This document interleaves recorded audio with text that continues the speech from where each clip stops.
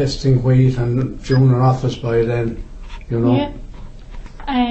So I think I have these started now. I think so. Right. So, Mr. John Haugh. H-U-G-H, yeah. And the interviewer is Noel Hogan. So, could you tell me about your time at Ranks, or when you started? I joined Ranks in June of '54. I was doing office boy for a period, and then I went over testing the wheat. The wheat season comes in August, September, and partially into October. And that year was ferocious bad year with the weather. And what we did when the wheat, the trucks came in, the trucks were parked down all along the dock road, and they used to come in and they'd weigh on the weighbridge total, and then they'd come into the shed, which is the Gary Owen shed, which is now was burned down in the 60s. It was burned down. It was part of the number one silo. If you can see, the silo still exists there now. That was built, I think, in 1932 by the Bannatynes. They previously owned the Ranks, and then the Goodbodies bought it from them, and Ranks took over from the Goodbodies. That was the process. But the reason that's still standing is that because the bins in it are made of concrete, and the only part of the other part of it is the hoppers are steel, and they're the only things that had to be replaced at any time, the hoppers. And then you had the belts running along underneath each bin, so you could take away the grain and bring it up into the bins. When the trucks come in, each truck was weighed, and every bag was weighed off it. Now at that time there was no restriction on weight. Now you can't 112 pounds or 110 pounds, I think is the weight. At that time you could have, if the grain was good, you could have 20 odd stone in each bag. You know, varied. Every bag had to be weighed. And we used to, at that time when I was starting, we used to take a sample, general sample of the wheat in each truck, and we get the bushel weight. This was a pressure little instrument that you put it in and you pull the slide, and the pressure went down, and it told you what bushel weight it was. That that was one of the procedures. So anything good was in the 60s up bushel weight. Then we tested each one. We crushed part of the wheat and put it into an oven, and you got the moisture content of it. And that was how the wheat was priced to the farmer. That's how you priced the wheat to the farmer. And that went on all day up into the early hours of the morning, till every truck was cleared. And as the line was cleared, they were building up again at the back, right up, and it's gone on for about 8 weeks non-stop, all day long in the dock road. And that was the process of it. But during that year we were the situation got out of hand is because the grain was so bad. It was fermenting inside, it was heating up inside in the bags. So they decided that send some people down to the sugar company in Thurles. They got the permission to use the sugar company, and there was a number of us sent down. I was sent down to go into the laboratory and test the wheat. So we went down to Thurles, and that went on for about 3 or 4 weeks. We stayed in Hayes Hotel from Monday to Saturday night, and we did all. It was much the same process as there was in Limerick. We took it in, tested the wheat, and the only thing about it then, they had to spread it out in the warehouses, the flat floors, to try and dry it before they couldn't even put it into the bins as it was so wet. Gosh. So that was the first stage, and that was the famous year of the myxomatosis, 1954. Like, that was really a bad year. And the company was sending you out? There was 4 or 5. I was in the junior man at the time, but I tested the wheat at that time in the laboratory in Thurles Sugar Company. So we tested it, and did that put pressure on the company then, kind of sending you out with this problem? No, it didn't, because they stopped taking it in Limerick, they had nowhere to put it. Yeah. It was so wet they had no, they couldn't store it anywhere, so they needed the outside storage space. So that's why we went to Thurles. So we were working there. It was much similar as what we'd be doing back in Limerick. It was just that we were 40 miles away doing the same work, and that went on for a year, and that's how you cleared up. But you see, the grain was so bad. The price you could pay anyone, it cost so much to get it right. I mean, most of it could only be used in animal feed. You couldn't make flour with it. It was so damaged and rotten. I mean, the bags were actually, if you opened the bag, you could see the steam and the smoke coming out of it, and you daren't put your hand into it, or you wouldn't have any hand. It's actually on fire in the centre of the bag from the water that was in it. Would there have been many accidents then? No, well, not in that, because people were very careful. Yeah. They just didn't take any chances. No one put their hands into the bags. You know, it's just, you used a little prodder that you put in, and you took out a sample from different parts of the bag just to get it, you know, something with a pint on it, and it took out a sample of grain out of each bag. You did there and put your hand into it to get the samples. And you were in the company for a long time? Oh, I was in the company, and I stayed on till it closed in 83, February 83, but I did the various things in, actually set up the SIP2, which was the Transport Union there at the time. I brought the clerical staff into the union in 62. We became members of the Irish Transport and General Board, which didn't go down well. We weren't allowed to meet within the office spaces. Any meetings we had to hold them in town. Any time the company met us, they would meet us in a hotel. They refused to officially recognise us and have us meet in the offices for years. So we eventually went to the Labour Court and won our cases and won better conditions down through the years.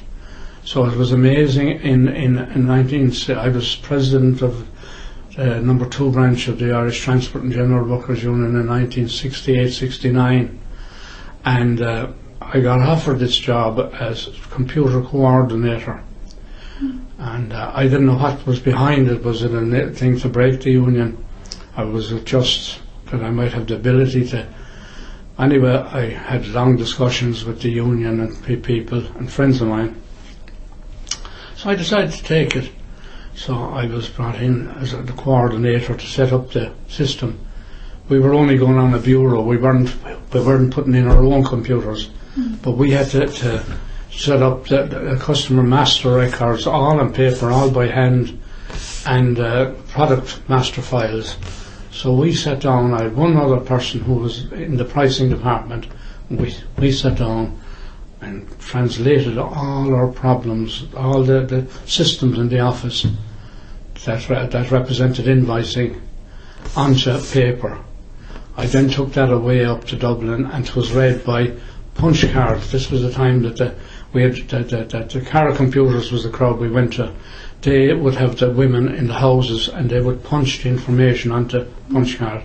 We would take the cards away and we'd read them into the Honeywell computer at the time that they sold. The lads that were involved in this sold to another company, and they bought time back off them. So, and initially when we first ran our system, we got about 92% accuracy rate, which was great for all hand. Everything was put in everything was written up by hand. Everything was put in by hand. So that was the setup of the computer system in the 1969-70. I'd spent some time in England. I was sent off to England. I was in the mills in England. I was in Harlow. We had a centre then. Ranks had a centre in Harlow, in Newtown, Harlow, and I was over there for a period of time as well. Of course, they had an installation there at that time. Would be about £3 million of an installation, and that was back in 1970. Yeah. So you can imagine the volume of work they put through. They had mills all over England, and as I said, I visited many of the mills like Manchester, Liverpool mills, and London Mills. I'd been in the London Mills, so I spent a fair bit of time moving around. Then I came back and I had to sell the system to all the offices, all the mills in the group, all the salesmen who were inputting, writing up invoices, where to put the little box, what to put in the box and how to do it. And that was as big a problem as anything, like getting a crowd of fellas around that know nothing and trying to explain to them how to put the stuff, to input the stuff. But we eventually got around. That took a period of time. Eventually got around and everything went went well. After that I stayed with that for a period, and I then became office manager in ranks, then group office manager. That was for the whole group. Then I got involved in credit control, so I was the group credit control manager, and we used to sort out the problems. Even we used to go to court cases. Before I got involved, there was no such thing as taking any customer to court for monies due. But then they didn't have big debts. But as the years went on, we had huge debts, and we had very big companies that would owe you in excess of $500,000, you know, and there was so much. 30 days they were allowed to pay, but then they started extending and extending. So that was quite a major task to try and sort out. We also went into a thing called the pig bank scheme. Now that was a very unusual thing. And what we did in the pig bank scheme, or what our marketing people did in the pig bank scheme, was they'd lease the boar, the gilts, they were the maiden pigs, and they'd feed them for a period, and the bonds, feed the bonds till they were grown for sale, then sell them, and the money they'd get from that was put against the food bill, and something that the company percentage would take out, and the balance would go to the customer. But as it went on, people didn't pay for it. When they got their checks, they didn't pay ranks for this, they didn't pay, and we wound up with major outstanding bills from people. People just did. They got their pigs fed, they got the boar free, they got all their offspring they sold, and the money didn't come in. So we had an awful lot of problems sorting out that. That only lasted about 5 years, and even for years after, we were trying to clean up the money that was outstanding. So that's a very unusual one. I don't know, was there anyone ever in this country? Probably the original idea came from England or somewhere, a big bank scheme, but it was an unusual one at that time. So that was basically and I stayed with that up to the time that the company closed. I worked for the liquidator for 1983, when it went in 83, 84. I was partially working for Ranks, because Ranks set up a company then after the close in Limerick, a company called Kildara, and Kildara was just pulled off the shelf. It was a shelf company, and it was spelled Kildorough, and that was the company that set that up in Dublin. And they used to import the flour in there, and they're also bringing in Kipling cakes, you know, that was it, that was all the same group. And we used to more or less do the same. We inputted the documentation the same way. We sold the flour to certain wholesalers and things, and more or less the same system we had as we had in the old stage. So that was up to the end of the year, end of 84, when I finished up altogether. Started going out on my own, doing a bit of work. And what was the kind of morale of the workers with the closure of? Oh, the morale in Limerick at the time of the closure was deadly altogether. It got out of hand. We were all, I was in the liquidator's office one day, and I was threatened, bodily threatened. I will get you when you get out. And this was in Dublin by certain individuals they had leanings towards organisations that didn't like the English running it, and we came across a couple of things. A couple of our people in Limerick were approached in pubs in Limerick and threatened as well. You know, it was a bad old period, but that went away then after a while as well. You know, but it was there for a period, all right.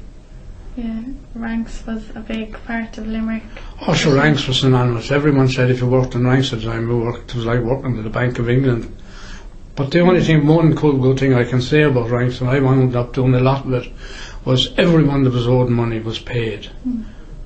You know, every person that supplied anything down to like a couple of pounds, once they could justify with a backup invoice, we got the money sent over from England, the cheques were passed over, and we paid everyone. I went around the country, all over Limerick and all over the country, and everyone, there was no one that wasn't paid. Ranks owed no one, only the workers felt they were owed money for redundancy.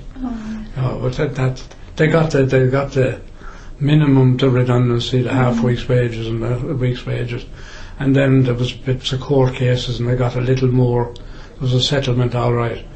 But you see, the people that went out before them, all the redundancy schemes down along the line, people got 6 weeks, and they got the government scheme plus 6 weeks and things like that, 7 weeks in other areas, and that soured the Limerick people and some of the Dublin people, because we opened a feed plant in Cork in the 70s and it never made a shilling. Animal feed, and when they wound up that, they paid them the full redundancy, which was coming up to the early 80s, and then when they came along to close Limerick, Limerick could have been opened and left open, but certain people didn't. They wanted money, and they didn't want it. We could have had a smaller scale down staff, but Limerick and Dublin could have been kept open, and ranks could. I don't know how long they'd have lasted afterwards, but the intention was they would stay there for a period. You know, they weren't going to close down, but the workers wouldn't. They just threw themselves under trucks trying to get inside the gates, and it got completely out of hand then, you know. It got nasty for a while, very nasty for a while. And a lot, there was some of the locals involved, but a lot of people had come from Dublin who had no input one way or the other into Limerick, but they just joined the band and caused problems. They were there for one reason, only to disrupt everything. So we all suffered a bit from that kind of carry on, but got over those things. And to fond memories of working there? Oh yeah, well, we had some great. Did you see picture in 1970? We started off. I started off a thing called the Pensioners' Dinner, and the first year we brought all the pensioners, no matter what part of the company, whether they were retired directors or retired mill staff or warehouse people, we brought them all in. We sent out all invitations, and we brought them into the Limerick, into the office. We supplied some drink and we supplied cigarettes, and at the time cigarettes were handed out like confetti, and we had a lovely meal in the company, you know, and get together. But after that then we continued that, and we took over Young Munster's rugby club below, and for a number of years after we had a band playing, we had dinner for all the pensioners, a free bar, everything like that, and it went on and you'd be amazed. There's a picture around there that I gave, she'd take them all away, she did, and there's of the 1970, and there were from every walk of life that worked in ranks, like from directors down, they retired, and no one had a bad word to say about it. You know, we used to have our sports days and things like that, and everything went very well. You know, we had and they had soccer teams, and the other people would have far more knowledge of that. They used to play Cork and Dublin in soccer challenges, you know, but they went there and they came here, and they had some great social occasions. And of course rank sports go back an awful long time. Out in the Catholic or the Protestant Young Men's there in Ennis Road, I don't know, it's all built on now. There used to be a club there, and they had their sports day for a year. When I was even a kid, my father worked in ranks. He was in the printing department. That just reminded me that I brought down something that I'd have to tell you about. When the war was on in 1939, there was another band there. In 1939, 46, the 45 war, they had their own fire company there. They had their firefighting equipment and everything there. And that went on for the whole period. They used to train and be ready in case, being a food centre, like, and being a flour centre for food, they could be open to be hit by the Germans. This is what was the thinking, and the government gave That was the medal my father got then when he retired. You can take a photograph of that if she wants to take it. And there's a little card. There's no name put on it. That's the only thing and it's only lately that I picked that up at home. When my sister passed away, I picked that up there, and I thought that was something that people would have an interest in. I'd say every major food company in the country, and oil company, workers in it, got those, from the government. I'd say that it was a thing given for the work that they did out in trying to. Well, they had fire machines. They had the machines for putting on. They had practice on a regular basis. Now it wasn't just they practiced the whole time outside working hours, and they had quite a good group of people there in that. I remember them working and practicing on it because I had an uncle who lived and an aunt who lived on the premises at Ranks. The houses are gone now, but they had a house there facing out onto the dock road in the stone building there, facing out onto the dock road, and you come through the house and they had the weighbridge and office. He ran the office there, and after that they built a weighbridge and the whole process. And that was where my family, I'd be the third generation of my family that had worked in Ranks or had been involved, Yeah. And your own father and your father's My father and his father before him, worked in Ranks. He lived in the premise of my father at one time there in Ranks in the Dock Road. Yeah. That's where the family came from. Well, they came up from Doonbeg, so they say anyway. They go back. The generation goes back for hundreds of years. Yeah. What brings them from Doonbeg originally to all across to Chicago. Great grandfathers of mine went to Chicago. And there's still relations there. Excuse me. And do you remember any of the stories that your father might have told you about early kind of working Ranks, the early history of it? Or? Not really. Yeah. I used to know a lot more about it, but your mind becomes when you start to get old like me. I'm 72 now, going on 73. Your mind seems to things come back to you, like names will come back to me again, and that before I could look at that and I'd name everyone off the top of it. But and was Ranks majorly affected by the war at that time? Or? Well, no, they were very much involved. Like that, they had to keep processing grain so the bread would be made. But they were very worried that there would be. Being an English company, the Germans would have mapped it out. Probably the major mills, Cork Mill and Company. At the time where Ranks were in Limerick, I had the statistics back in the 70s. And with the bakeries and the mills we had, at one time we had 1,503 people. You do these statistics forms, if you ever come across them, you used to have to fill them up for the government, and there was loads of pages of rubbish was put on them, but you had to fill them up. And I remember the number of employees in Ranks, that included everybody. And that was 1 year I remember doing it back in about 73. We had 1,503 people working in the company. That covered the bakeries, the mills, the reps, and everyone. We had depots around the country. Like we had in Schull in Cork, we had a depot in Westport, Ballina, in Mayo, Westport, Ballina. Might be a third one up there. Sligo. We had up to west. We had stores where we used to deliver grain flour and feed products into, and they'd be delivered out. Like I remember being sent up to Westport. Somebody that got sick up there. I was sent up to Westport for a couple of weeks. But you go into Westport and you go into the store there, and the carriages would pull in, and the lads, two lads, father and son there, they'd unload it.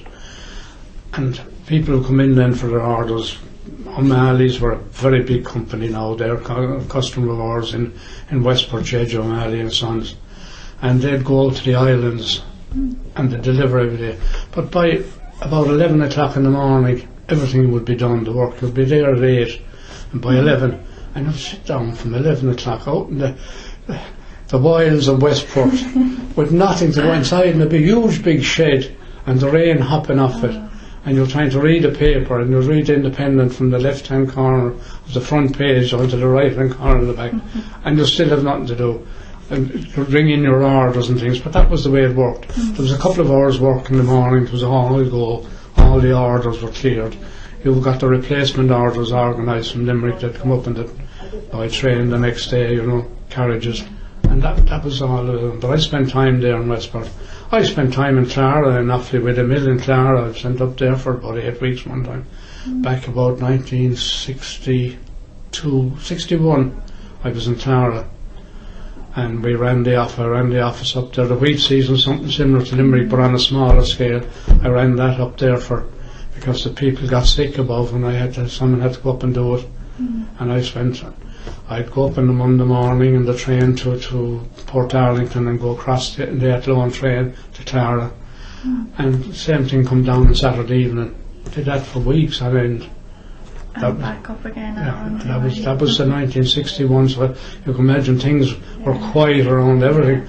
You go down the town in Clara in 61 and there'd be not a soul there. You go into a bar and you'd be sitting on your own. There was no one there. No one had money, because there was a huge jute factory in Clara.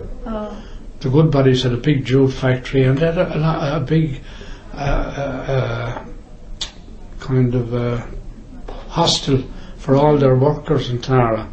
A lot of their major workers in Clara had a hostel in there, because there was the hotel only opened in Clara when I was there. Towards the end of 61, and the hotel opened, and I stayed in the hotel.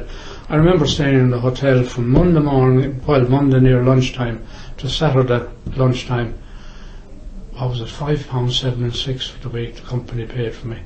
And I got my lunch there, and my evening meal, and on the first day, and breakfast then the rest of the days, and lunch.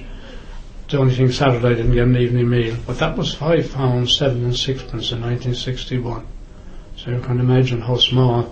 Yeah. I stayed in the Strand Palace for the same amount actually in the 70s. The Strand Palace in London, when I was commuting over there between a place called I stayed in Sawbridgeworth, but I was going up to Newtown Harlow, and I stayed in the Strand Palace Hotel for £5.76. And I had the bill of it up to I don't know where I went now, but up to a couple of years ago I had a bill to show £5, and I paid 7 and 11 pence, which I thought was outrageous for a pint of lager inside in the bar. Outrageous at that time. You get for 1 and 3 pence down there. Where I was in Sawbridgeworth, in a kind of a bar hotel, there was lodgings there.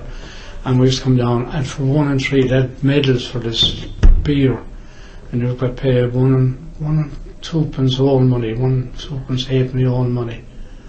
And that I went into London then one weekend for 7 shillings and 11 pence I paid for it.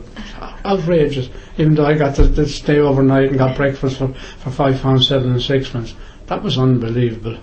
Yeah. You wouldn't get near the place for £5.76. You wouldn't get a pint inside or not for £5.76. But and did you mind travelling with work? I didn't. I loved it. But in the latter years when I was credit control manager, I'd spend 3 days in Dublin, 1 day in Cork, and then the other day back in Limerick. Nearly every week I'd be in Dublin the whole time, an awful lot of time. Yeah. Because there was on the big accounts and everything had to be set. You had to sort out things, and reps were not good at sorting out problems. Reps made friends with people, and they did deals, and the deals they didn't tell you that the queer part. They told you, well, we sold the flour at that price, but they gave other concessions. And if you don't feed the information into the computer, then the other concessions don't come out. And you wind up like, I wound up one day going up to Dunn's in South Great Georgia Street, and they owed us an enormous amount of money. And I wound up and I went into the office and I asked for a certain girl. There was a pile of girls around the place, and I came over and we were talking. I said, what's all the problem? Well, there was 7 packets went into Dublin that day. 7 packets, 14 packets went into some other depot. These were little packets of flour. Now the bill could have been £600,000, and these were packets for a couple of pence. So all I did, just make out the list of them. I said, I got out my briefcase, took out a credit note book, wrote the credit note. I think the credit note came to about €65 for all the problems they had. And I got a cheque within 20 minutes from her. That was the end of the account fixed up. That was for the problem. They didn't go away and solve it, and that was how simple it was to solve the problem. I went down to Avonmore one time, our big feed company in the creamery, huge creamery down in Abbey Leaks there. And I went down and I had rang this fellow and said, there's a big cheque outstanding. There was a couple of problems. Down. Got in, went in to see him. Only a young lad, 20, 23. There was our problems. I gave him a cheque for about 460. Brought him up to lunch in the Abbey Leaks Hotel. Gave him 2 pints of Smithwick's. Never forget it, he drank Smithwick's. 2 pints of Smithwick's. No one ever took him to lunch. No one ever asked him about anything. I gave him that. Went down. I got a cheque for, I never forget it, £500,016 and so many pence. All in one go. $500,000, like. Plus, at that time, that kind of money would either make or break a company. And that was because problems weren't solved by the reps and the area managers, and all they had to do was solve it. So I didn't even bother asking them. I just wrote the credit notes, and I had to go along to board meetings afterwards and justify it, and they never realised it. I went along another time, and we had a problem with a big grain merchant, and I know him well. And I went down and I just slapped a High Court summons on him. I had £17,000 outstanding. I'm not doing anything about it, and I got sick and tired. Jack, you can't do that to me. I can do it to anyone, I said. I'm not putting up with it. And I said, wait a minute, now, how am I going to solve this? I'll tell you what I'll do. I'll pay you in grain. I don't care about what you pay. So we did out a timetable. Over the next 8 days, he'd deliver a truckload of grain into Cork Milling Company. That was our feed mill at the time. And did it, and we cleared the bill. And of course, we had the director down in Cork, wasn't happy. Now, how does he get away with doing things like that? That was me, politics and companies are deadly. When you do something right, you're wrong by somebody, but the board backed me the whole way. I got paid, that's how I got paid. 16,500 in grain. Whose grain it was, I never know. Somebody else was caught. I didn't get it. I fixed up our side of it. But that's the way he paid his debt. And there was tractors, I won't say what it was, but there was tractors outstanding. Beautiful new tractors in the place. None of them were ever paid for afterwards. Just went bust. We just lucky to get away. I was just lucky to go down a particular day and catch him in the humour, and I got fixed up. He was taking grain, but I don't know the people he got the grain were ever paid. We got paid anyway. So it just shows you got to come across all these little small things that happen in companies, and you're just lucky at sometimes. But then, as I said before, reps are the world's worst if they don't, because they're always thinking like, I'll get a sale. They don't realise the repercussions afterwards if you don't tell the people back in the headquarters that I did this and I gave them that. No, they won't say anything about that, and then when the invoice goes through, customer gets his invoice, it's wrong. And the whole system is all put out over it, and just because the fellow won't be honest enough to admit that he did certain things.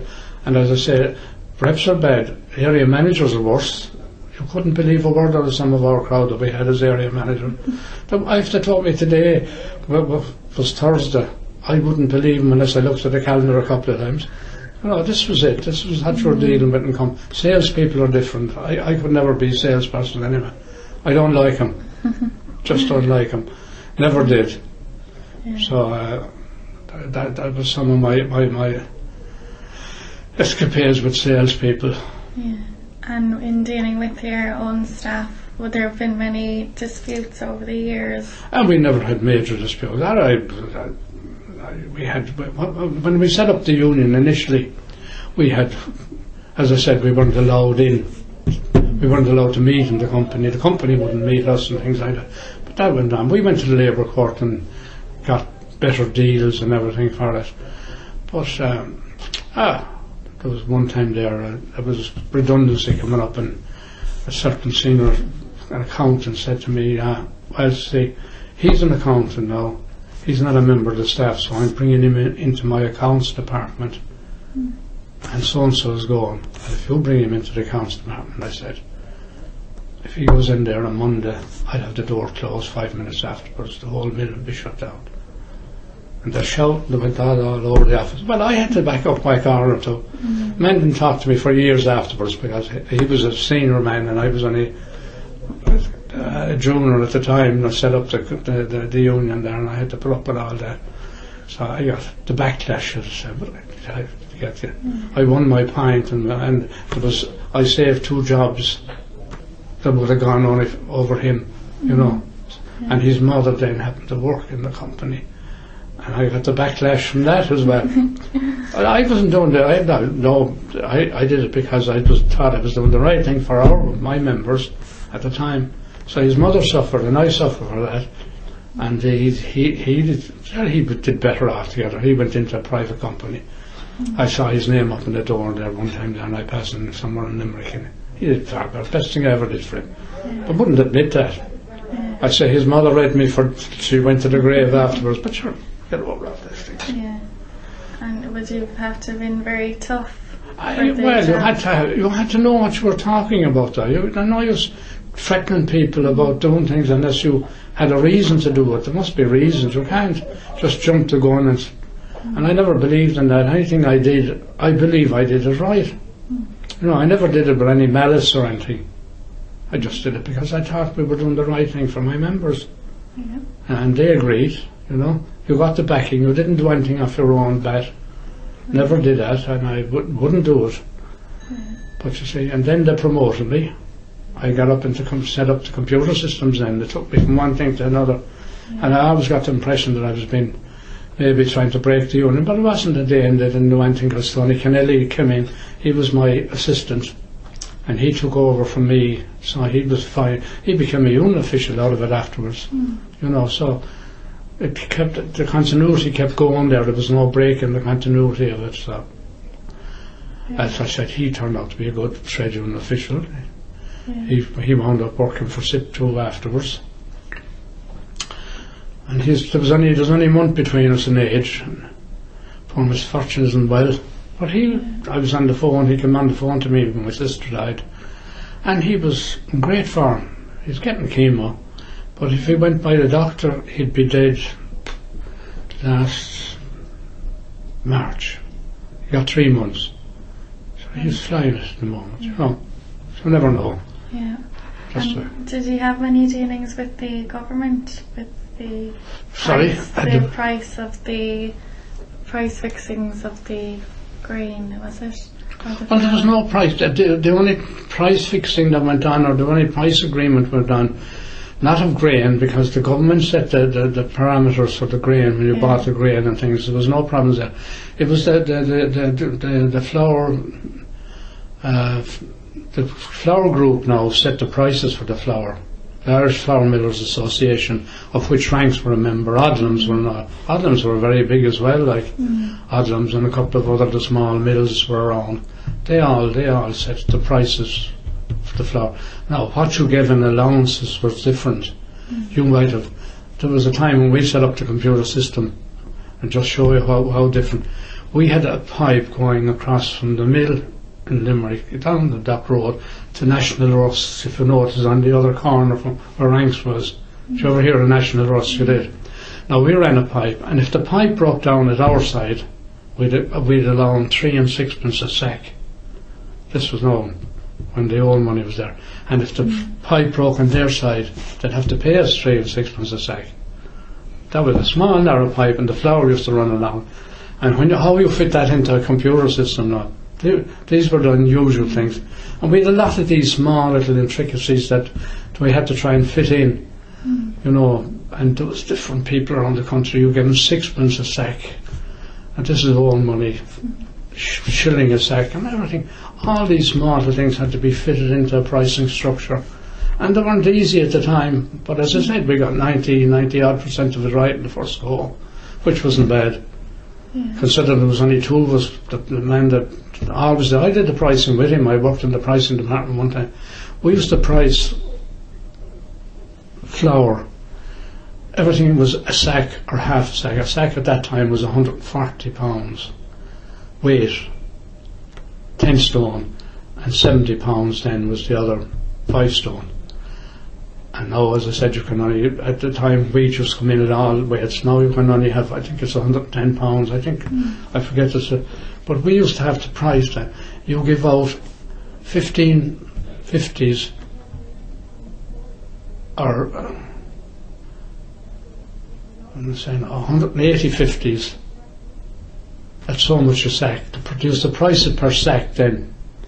And you would have to calculate that, and it was all, you would have scribble paper there and you work on that, you price, big long docket down there and you price them, you calculate it, you would hand it across the table then, we had a table, a round table like this, and you got your section, you priced them, and you calculated them, all by hand. There was no machines at the time. You pass it along then, everyone was checked and signed, so that at the end of the day, they were sent out for invoicing, they were sent into the machine department and they created invoices from those dockets. But it was no simple, but one thing about it, you learn how to calculate and add. You can go up, once you put the figures in a right line, you learn how to add without the use of a calculator. Just flew up along those. Once you lay them out, pounds, shillings and pence, like you would forge it at, well, there'd be hundreds. And once you lay them out and the pence out under one another, you could fly up and down the lines, no bother. You could top very well, you know. Yeah. But if you had them all going queer different ways, you'd never do it. Yeah. You know, you could.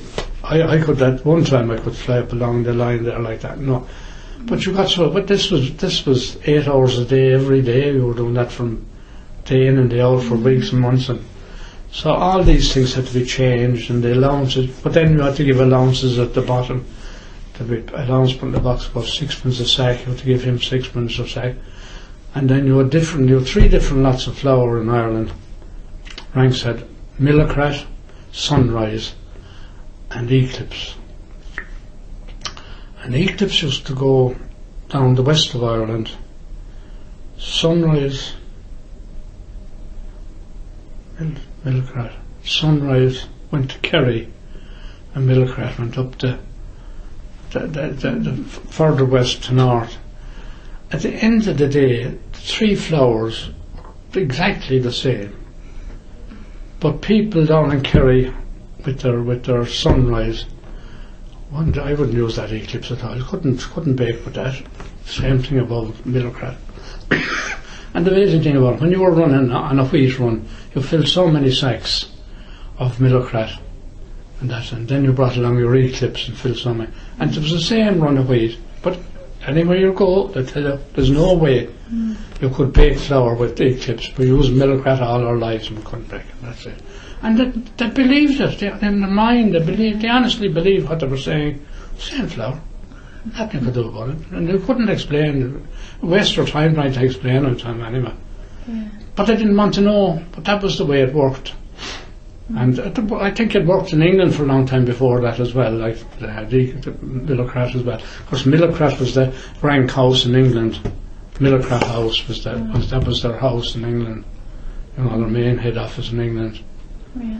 But I mean, most of the, when I went to England on a number of occasions, the workers in England, you went into an office and you sat down and looked at their systems. They were kind of in a box. They knew exactly what they were supposed to do there, but they hadn't a clue what this fellow here was doing. Where in Ireland, we all did everything. You know, we were general clerical workers, and you did everything. But they couldn't. I don't know. They weren't as. I don't know, they weren't as intelligent, in my opinion, as the normal Irish fella. I mean, we were kicked into it and done. You did it. You got out like no one wanted. So you learned to do everything. Even in an office, before I even moved up, when I was in the office, I knew probably I could fit into 90% of the jobs in the morning if I was just sitting down there or down here. But in England, if you were sent from there to there to the next man alongside him or woman, you don't know what he was doing. You know, they just did their own little narrow. That's the one thing I found about England. Was it the way the managers were training the staff? Oh yeah, but probably didn't train them at all, properly, you know, they didn't just train them. They brought in somebody, that's your job now, and do that. But then you couldn't change if you had the major sickness, the company would collapse. That's what I couldn't. I had discussions with our managers on it, and I couldn't figure out why. You know, I was asked for my point of view on it.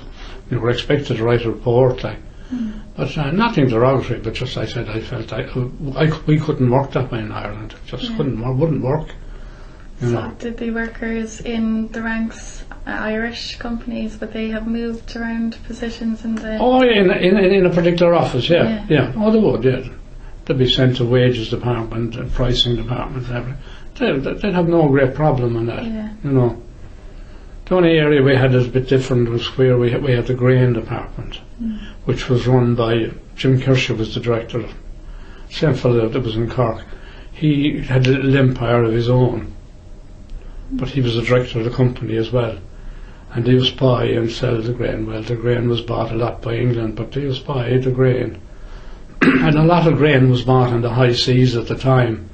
You know, when you were buying grain, you bought forward, and there was a ship coming from Canada with Manitoba wheat, and they'd buy it, and you'd buy some of it, and it was always forward, and you had to pay by sterling then, so you had to buy sterling forward as well. You had to know what way the currency was fluctuating. So they had that was a bit more complicated than the normal office thing. But then, as I said, they were an island on their own within the rank organisation as well. And they kept it that way. Well, one of the senior directors was there, and he was running. That was his little baby, and he didn't last too long afterwards. When he retired, he couldn't settle in. He died, a young man, afterwards. No flexibility either. Yeah. He knew about grain, and they knew about grain, but they didn't know anything about what was going on, and vice versa. Now it wouldn't be easy for. Well, a lot of clerical work anyway is general. There's no great difference in it. You know, no great variation in it. You can pick it up if you have any bit of intelligence at all. And did ranks kind of move with the times? Well, we moved that time in 1969. We went into the computer business, all right. But you know, we went through Cara and Cara were a great company. There were young people in Cara, Paddy Maguire, Peter McGrath and Matt Farley. There were three that left. They were selling Honeywell computers, and they left and they formed their own company. And Peter McGrath was the managing director, Paddy Maguire was the analyst, but I worked day and night with Paddy Maguire setting up the system, and he was great. He was originally a radio officer on the ship. That's where he started. He was a radio officer on the ship, and he put in a great systems analyst, it turned out. But these were the people, they had it. They were intelligent no matter what they did. It wasn't just because he was on a ship or anything, but when you have it, you have it, and you can adapt yourself to it.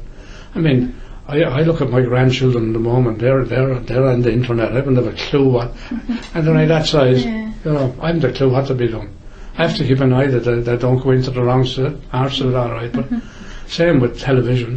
They're way ahead of us. Like, you know, I don't know. I give up at times. You know, I have a 13-year-old, and you couldn't watch what he'd be doing. And you know, you have to be very careful. Yeah. You know. And did you, when you were younger, would you have had started work young yourself, or would you? Oh yeah, I left school. I never went on to do the leaving. I left school after the intermediate and went in. I was just barely 16 going in that time. I went into the office in ranks, and you pick up everything as you go along.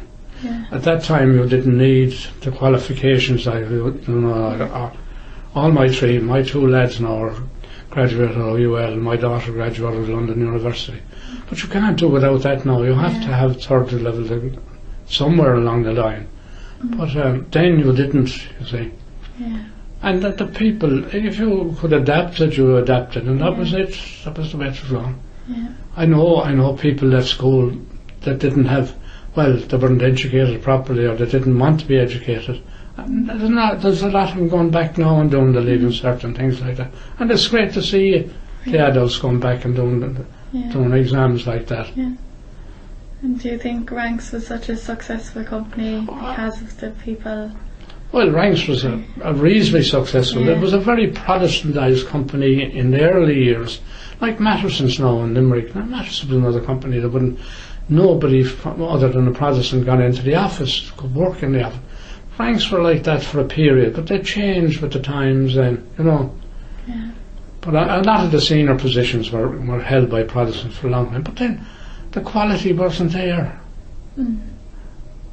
No, and that's the thing about Protestants or anyone, any religion, but they didn't have the training. So you had to move around and get the better people, no matter whether they were Muslims or whatever they were. I've no qualms about that. You get the best people for the best positions.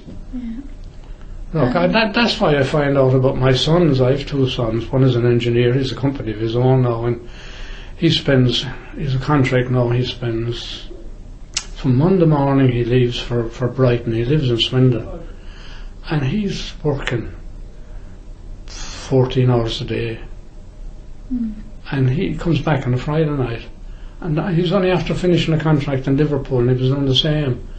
And his wife, he set up a company, he was doing this, and they set up, and his wife is secretary of the company, and they work away, and he's a contract guaranteed now till the 2014. That's the way he works. He gets it. He sets up. He organises in the pharmaceutical trade special buildings, and he oversees the hiring and the working and keeps within budget, and everything has to be done right. He's a bit of a bastard like that. I know my own son's, but he doesn't take any. No passengers coming with his job, Yeah. And would you have dealt with the hiring and the firing of the staff as well? When I was office manager, I was hiring and firing staff. Yeah. But then you try and get the best. It isn't easy, but you try and get the best around. But then there was plenty of people around in the 70s, because the work was very, there wasn't an awful lot of work around. And you always got, the girls we had now, I met a lot of the girls that I hired here when we had the rank set. And they're all great, they're all still working. An amazing thing about it, I went down to pay Mr. Binman one day, and the office below in near St. John's Cathedral there, and there was about 4 of the ranks girls still behind the counter. They're all married and grown up children, but they're still there. Yeah. It's amazing to join Mr. Binman, a crowd of them, but there's a lot of them around, and they're still good. They're still working away, still good workers, even though they're all married and children and all. Yeah. I was very proud of them now. Even that night I met him below there in the hall. Yeah. They were good people, and they still are, So the quality is there. There's plenty of quality. Anywhere I went, in Dublin or Cork or Limerick, I never had any problem with staff, because I was group office manager for a number of years, and it's been in Dublin and Cork a lot. We never had bad staff. We always had a crooked odd one, and you'll always find them. Same with reps or anything, you'll always find a crooked person, which you have to try and deal with in different ways, And it isn't easy at times. You can lose your patience, but you can't afford to let them see that. You have to keep the good side up at all times. But then everyone has problems. You've got to realise that no matter who they are, there's no one walking around here or anywhere that hasn't got a problem. Like, I mean, we've got a daughter with ME, and my husband walked out on her, and she has it for 15 after graduating and top in Ireland out of London University, you know, and this is the way it goes. And we're left looking after her. You know, we spend time down there. My wife is a part-time carer of her. But I mean, at our age, we didn't need that. I mean, and this is what happens in life. And who's going to look after her when anything happens to us? I mean, I have a dicky heart at the best of times. Like, I mean, I had a triple bypass 16 and a half years ago. I had 4 stents in and 9 tablets, 10 tablets a day I take. You know, and so you have to be very careful. And my wife goes to John Clark. I'm going to Mean, you know. I was going to Blackrock for years. I had a great cardiologist there. But I found that when I went to the coronary care, I went to the region twice now in the last couple of years. And Meany, I found Meany very easy to deal with. A lot of people don't like him, a bit abrupt. I take no notice, and I'm paying him.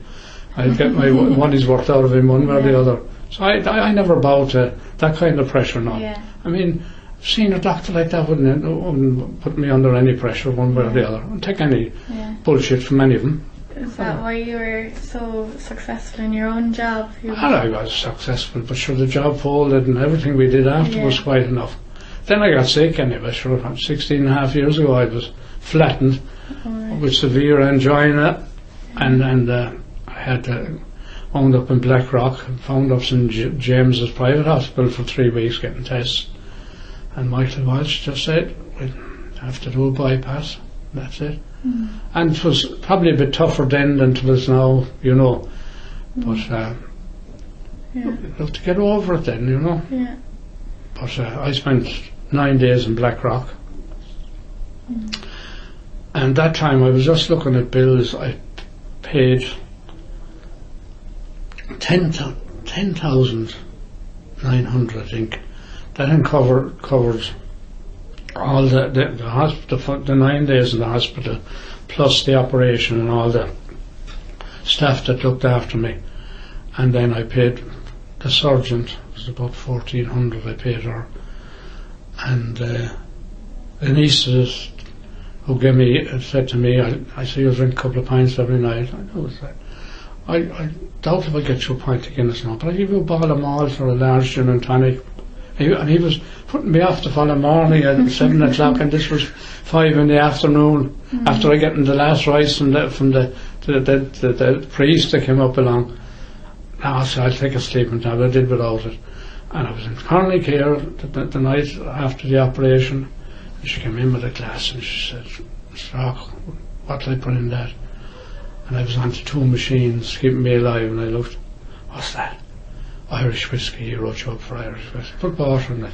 I remember drinking it. It was very smart. And the second one she got me, I never finished. It was there the following morning when I woke up. So they always believe in doing something like that. If you're used, the body is used, that you should always at that time now, they wouldn't do it now. They'd give you a patch for cigarettes if you're a cigarette smoker. They'd offer you a patch, you know, to ease you through. Seemingly, I don't know, seemingly it works that way.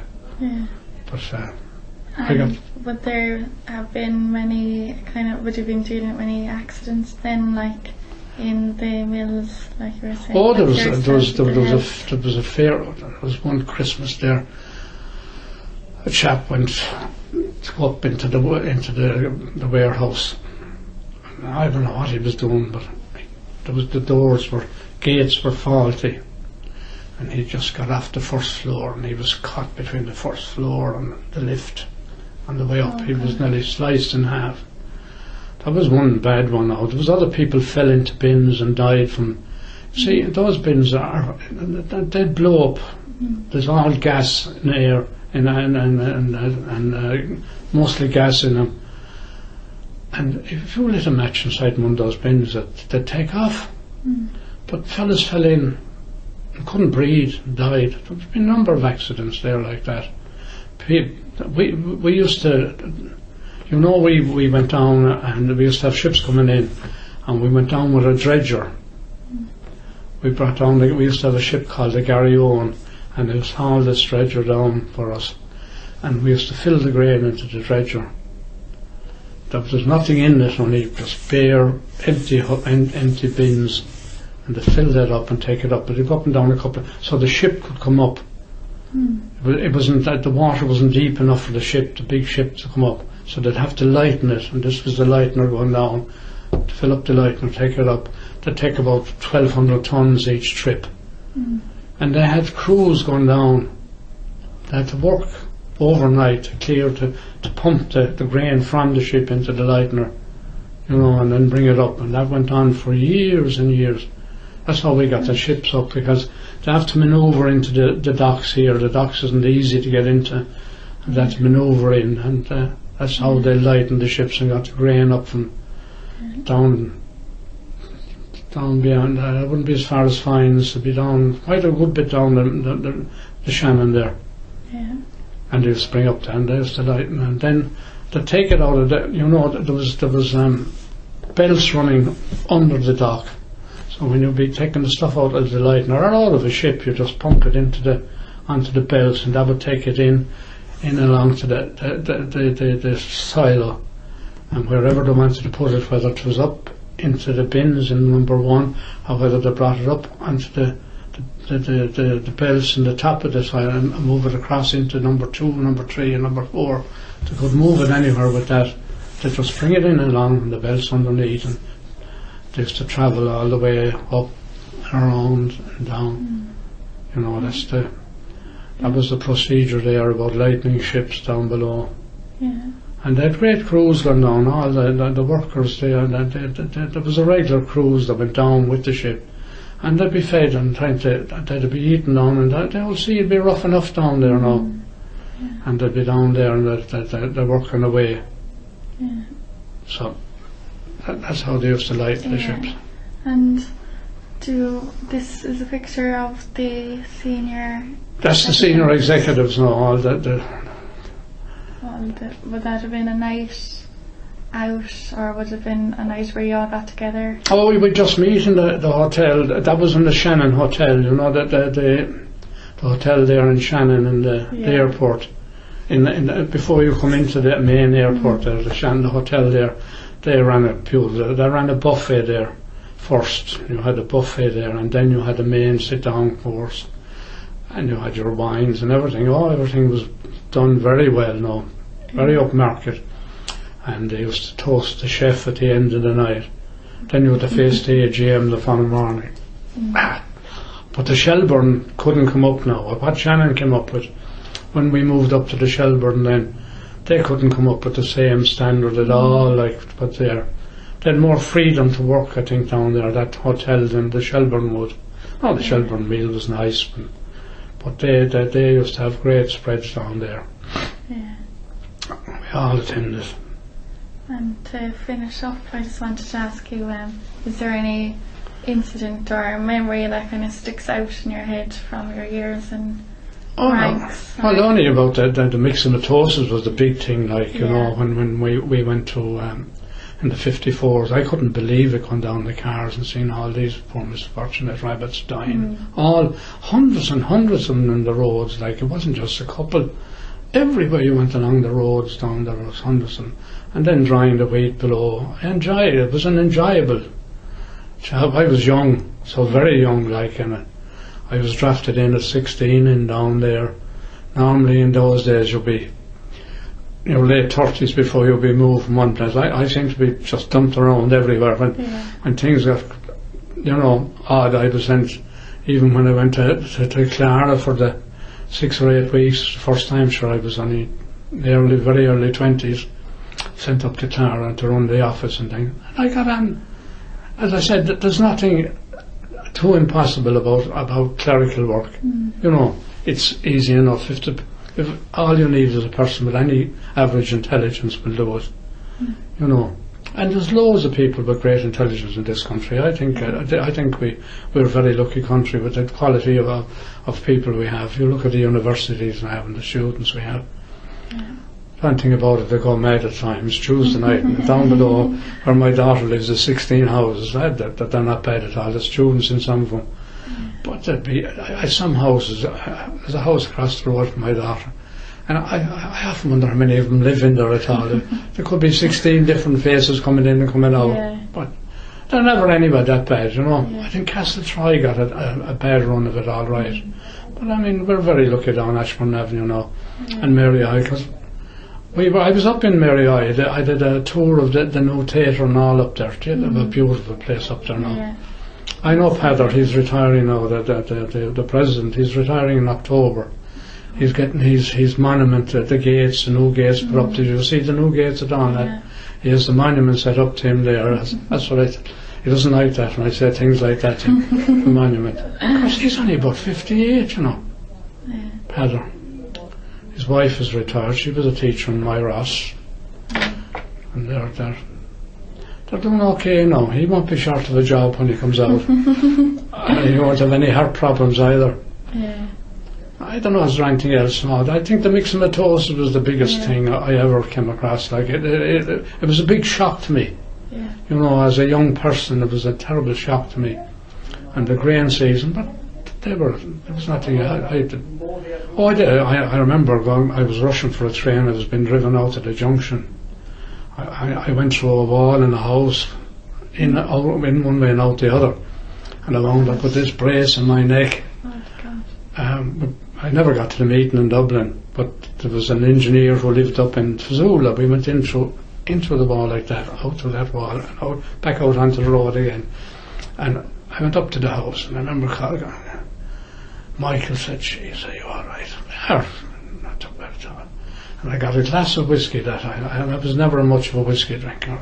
There must have been a half bottle in it. I tell you, there was nothing wrong with my nerves when I wound up inside in Barrington's, the old Barrington at the time, and they gave me one of these neck braces. I threw it away after about 5. I couldn't wear them. I know people could wear them for 6 months and have a claim against me. I couldn't wear it. I threw it away after about 4 or 5 days. Couldn't wear it. And I never had any repercussions after it. Just couldn't. But that was another thing. Just in and out through a wall, flying it, rushing for the train, as usual, but I was running somewhere. I never got to Dublin that day anyway. Sure, these things happen. So you were safe anyway. You recovered. Oh, I did. I had a couple of days. I know. Well, I just went through a wall like that, out to the other wall, out onto the road, back onto the road again, still facing up. But I couldn't take a chance and go to Dublin. Your man then came down. He was only there on the right. He had everyone here in Oola, like it's one street, and everyone came out onto the road to see what was after happening. So he was an engineer, got us back in and got into Barrington's. So I was talking to him there at the time they came up to get together. He came up. He had moved to Cork and he had come up. Oh, there was a great turnout of the Mercer papers. I was amazed. I mean, Seamus Funge turned up, Canis Kelly turned up. And you would all have been close colleagues? We would have close colleagues, is debatable, you know. How close you can be, you work together all right. Jeez,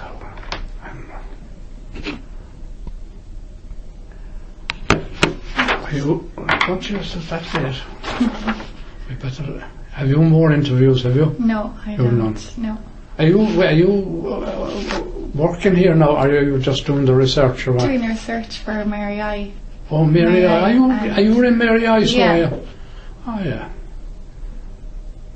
What do I know about Mary I? Annetta Hurley, she's a lecturer up there. You've never come across Annetta, I know. No, well, I used to know loads of them up there. There's one more. That's Bob Matthews there. And these are all the senior. Oh yeah, Bob was the sales director. See that man there, Bob. That's Bob Matthews. Do you want to write that down there? He was sales director, Bob Matthews. Get him there. Somebody will come across that now would flash in most of them. Iron Man oh God, it's annoying me now. That man from the golf course above Range. He died after. I used to look after him going up. And I was given the task of when we were going up to the AGM. Jack look after him. I'd have the first class tickets and all for him going up in the train. And give him what he wants. I'd buy him whiskey, the usual. He was a great man for whiskey. I'd take him by taxi then from the station over to the Shelburne Hotel and take him back to the train the following day. But I would see him during the night and see him no more. Once the meeting was over, I was gone. Because I know Dublin very well now. I know it. I used to even go in. I was in Leinster House more often than a lot of the TDs, because I had very good friends there, and I'd go in, and I know people. And if I got caught for a name, then I'd give Willie O'Dee's name, and Willie'd come down. I never voted for Willie. Willie'd come down to the hall and bring him. Once I was inside the security, I knew the whole run of the place. But I spent a lot of time in the 80s now in Leinster House, an awful lot of time. Sure, there the things happen. I'm trying to think of his name now. That is annoying me now. I'd probably not gone out the door now if you come back to me. Thanks very much. Oh, are you okay now? You get a photograph of that? I'll get a photograph. And I'll take it away. These off.